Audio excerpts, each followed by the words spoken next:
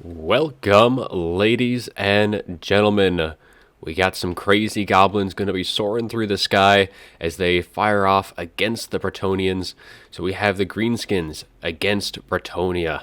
We have Way is going to be leading the Greenskin forces, and we have Super Munchkin will be leading the Bretonnians.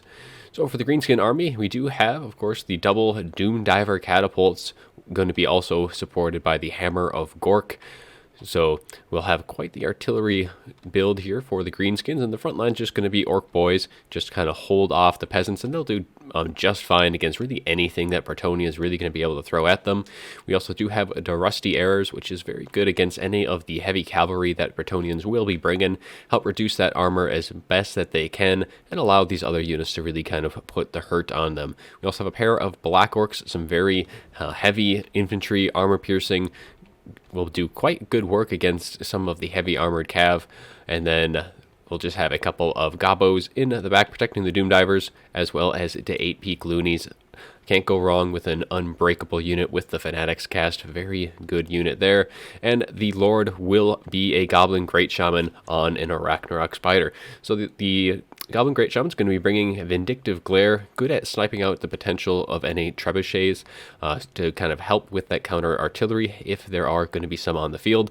And we have Gork'll Fix It, good against anything with high mobility, be able to slow down any of the cav, allow the other units to kind of catch up, do some damage onto them, and as well as just kind of reduce that incoming charge bonus. And then, of course, Arcane Conduit, and Don't Even Try It, good at kind of working down like some of the more combat lords, such as King Lewin. And then we do have a couple of Goblin Wolf Riders in the tree line looking to get into the back line, get onto those pesky little peasant bowmen, and kind of just clean things up. Now for the Bretonnians, of course, we do have King Lewin Leon Kerr leading the forces up in the sky. Not actually a whole lot that can really threaten him as long as he does stay in the air. He is going to be bringing his whole kit, so he does have the Lion Shield as well as the Sword of Corone. Very nice AoE debuff. And for the rest of the troops, we do have a Grail Relique. I don't see these a whole often, but they do have a nice little niche here against anything that might have fear or terror. So that does provide an AoE. I'll take a closer look at it, but it's an AoE immune to psychology and leadership buff. So it's plus 12 to leadership and immune to psychology in a 55-meter radius. So that's actually a pretty good size there. Kind of keep things in the fight for a little bit longer, especially good with the peasants with their very low leadership. And so that front line is going to be peasant mobs. For the most part there. They will be backed up, of course, by some spearmen at arms, really kind of help against any of the larger units, the stone trolls, which is very prevalent in this matchup, but they won't be seeing any of those today. And then there is going to be, of course, the peasant bowmen. So we have the fire arrows, expecting to see those stone trolls. We also have some pox arrows as well to assist with those cav engagements. So 2 fire, 2 pox, pretty standard. Those fire arrows, not going to have any really good targets for them today.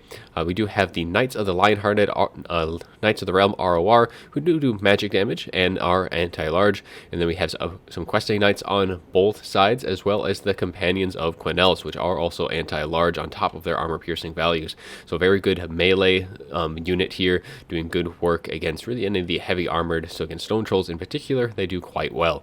Now we have the Damsel of Beasts going to be providing the spellcasting for Bretonnia, and they do have Flock of Doom and Transformation of Kadan. Now Transformation of Kadan actually is probably going to be very, very useful here, because there's nothing that can really contend the air. There's not any rampaging sources, but I mean, of course, it is a feral manicore. But getting onto those artillery pieces is going to be quite helpful for the Bretonnians, kind of shut those down as best that they can. But otherwise, the Greenskins going to be content with just sitting in the back as we get things underway. King Lewin, only threat for him is going to be the Rusty Arrows, so he's going to be pretty much content to just move up. I guess the Arachnarok Spider does have a bit of ranged as well, which does do poison, so there is some poison for the Greenskin forces. But for the most part, King Lewin should just be able to kind of fly up here, kind of dodge the shots as best he can. Shouldn't really be taking a whole lot of damage. But though, however, the Doom Diver is actually doing some decent amount of damage. It is a fairly accurate artillery piece, and I did forget about that, but the Doom Divers are very good against flying targets because of their insane accuracy for an artillery piece. So King Lewin's going to be hiding amongst the trees right now, trying to avoid those shots, keeping that Doom Diver focused on him instead of the incoming troops for the Bretonnians, as actually the Goblin Great Shaman is going to be kind of following him around, just making sure that he doesn't get any free charges onto his artillery pieces. So good little heads up there, just kind of zoning out King Lewin for the most part. But now it looks like these Wolf Riders are going to be caught out by the questing knights that they very wisely were able to just kind of scout amongst the tree line, and are going to get a very good free charge here and should break these Goblin Wolf Riders right off the bat here. And they are so close to the white line, they should be a non-factor. But the rest of the forces are taking a beating from the incoming fire. These peasant bowmen with fire arrows are taking quite a bit of a beating from the Goblin rock lobber. However, I think the box arrows are definitely the better targets here, because there's not really a whole lot of good targets for the fire arrows. But we do have King Lewin diving amongst the artillery pieces here, but he's got to be very, very careful, because he is getting caught out by that Goblin Great Shaman and these Black Orcs as well, and he is going to be routing from that. So a very, very risky play trying to shut down these Doomdiver catapults, but he is going to pay the toll for that, as he's going to be routing. Very likely could get push off the map completely with how close he is, but the questing knights and the companions of Quenelles are going to come in and try and save their lord if he is going to be able to survive. But we will see the artillery piece, the Doomdiver catapults have returned, but the questing knights are going to be now converging upon that Goblin Great Shaman. Luckily for Bretonnia, King Lewin does come back, but the front line is now going to be engaging, as the rusty arrows are going to start to unleash their shots, though they don't really have any good targets right now. They really need to focus on the cav engagements in the rear here. But Transformation of Kadan is going to be going off. That Feral Manticore coming up, and it should be going for the Hammer of Gork at this point, trying to get on top of them, shut them down as best they can. Now the Black Orcs here have taken a considerable amount of damage from the questing knight charge here. Look at how much damage they have taken, and King Lewin able to finish the job against the Doomdiver catapult, so very good work there. Now the Damsel of Beast is getting very isolated right now, pushing in, trying to shut down the Hammer of Gork as well as the Rusty Arrows, as all of the peasant bowmen focusing them down. Very good target for them. The Rusty Arrows not really getting a whole lot of value here. The Wa does go off, however, and that is going to be giving all of their infantry a nice little boost in melee. Goblin Grey Shaman is in a little bit of a predicament, though, as the Feral Manticore is on top of it. We do have a Fanatics cast ripping right on through the companions, doing a lot of damage there. Also doing a bit of damage to the Black Orcs as well. But down comes King Lewin, though he does kind of do a little feign.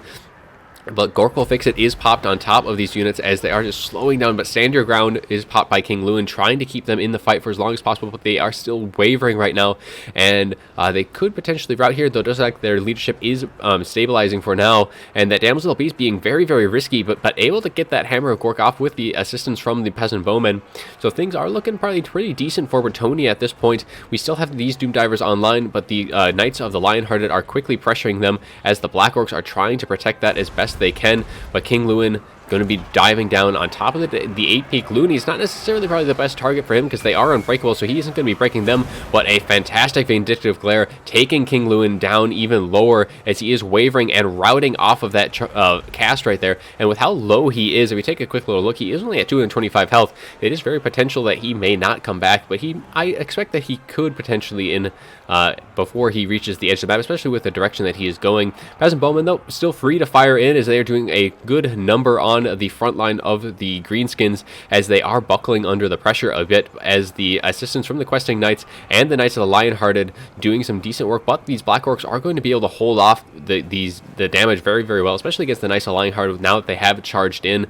It doesn't look like they got the charge, because these Black Orcs really haven't taken a whole lot of damage. A Flock of Doom does go down on top of these Black Orcs, but with the Questing Knights, they should be able to cycle around, get a nice rear charge in. However, surprisingly enough, the Damsel of Life is still doing good work, just routing off the Hammer Gork by herself. So the Rusty Arrows are kind of in the back, firing away, reducing the armor of the surrounding units. Though they are, again, very isolated, these Questing Knights can very easily just dive down on top of them. But the Goblin Great Shaman is still tied up with the Feral Manticore summon. So that Feral Manticore is almost out of its cast time, and will be disintegrating into the ground once again. Now, I think Bretonnia at this point, they really need to get rid of these rusty arrows. They've been doing a good amount of work so far, getting some damage onto the the companions of Quenelles, but the Spearman Arms finally getting on top of them, shutting them down with that Grail Relique. And the Grail Relique itself, though, is in a rather interesting spot right now. It's not really supporting the rest of the front line. However, I guess at this point, it is going to be more of an assistance for these questing knights and this particular unit of Spearman Arms. So it looks like it actually had an order to attack, so we're going to see exactly where that's going to go. But another Flock of Doom is going to go down on top of these Black Orcs, doing a bit of damage here. And I mean, they are Black Orcs, so they won't take that much, but there isn't a whole lot of I guess, good targets for them with the remaining units. But it looks like the Greenskins is starting to kind of pull back that balance of power, as it is pretty much just down to these peasant bowmen now, as they've kind of weathered the storm. And the fact that the Goblin Great Shaman is still around and so healthy right now, as King Lewin has been routed off the map. He never did come back from that. The Damsel Beast, the Grail Relique, they're single entities, but they're not going to be doing a whole lot. And all of the cavalry, if you take a look around, are very, very slim pickings that are left, and it looks like it is just down to these questing knights and the I believe the companions of Quenelles as well are the only ones left. Actually, I don't even know if they're still around, but the Knights Lionheart and all of them are very, very low, so the focus fire from the peasants are going to need to be on top of the Goblin Great Shaman at this point. They need to bring it down as low as possible, especially because there's the Black Orcs too, who are very healthy, and just the Black Orcs and that Goblin Great Shaman, as long as they stay together, should do quite well. And the rest of the infantry, the 8-peak loonies especially, going to be able to get on top of the peasant bowmen very easily, as well as these orc boys just pushing them off, reducing that incoming fire as best they can. And even the peasant bowmen, the pox arrows, they are getting fairly low on ammo, and that is not very good for Bretonnia in this late game. And here come that Goblin Great Shaman charging in, should be able to break these units, especially since the Knights of the Lionheart are stuck in combat, should be able to rout them off, and indeed he does. So now that this little pocket of infantry and I guess cavalry as well is broken, things are looking better and better for the Greenskins as the game goes on. Now, the questing knights are in the back, are kind of cleaning up whatever is left. However, the Damsel Beast and that Grail Relique is coming in, but it's probably a little too late for that, as just those two, there's no way they're going to be able to carry this in that late game. I think at this point, the Goblin Great Shaman by himself could probably carry, and now in comes those Goblin Wolf Riders in the end here. I think they were forgotten, but they will be able to clean up whatever is routing at this point, and that is going to be game, as Bretonnia will concede. So take a little look at the after-battle report here. If we take a look, the Doom Divers didn't do probably as much as they probably would have wanted. The artillery pretty much just forced the Bretonnians to advance through that fire, while King Lewin himself, I think, was a pretty critical loss, because he did gamble a bit trying to get rid of the Doom Divers, and he did get rid of them, but he took so much damage in return that it just wasn't worth it. And having him pretty much be a non-factor, because he was needed to deal with that Goblin Great Shaman, especially since all of the questing knights and the Knights of the Realm got pretty compromised early on, though they did do quite a bit of damage. The questing knights able to break down at least one of the Black Orcs fairly quickly. However, yeah, just they took too much damage doing that and weren't able, because you either needed very healthy questing knights and Knights of the Lionhearted to deal with the Goblin Great Shaman, or you needed a healthy King Lewin, and they didn't really have any of those in that late game. And definitely probably expecting more of a stone troll, because they did bring all those fire arrows, though there wasn't any good targets for them. But a nice catch early on, though, by the Bretonnian forces, catching out these Goblin Wolf Riders.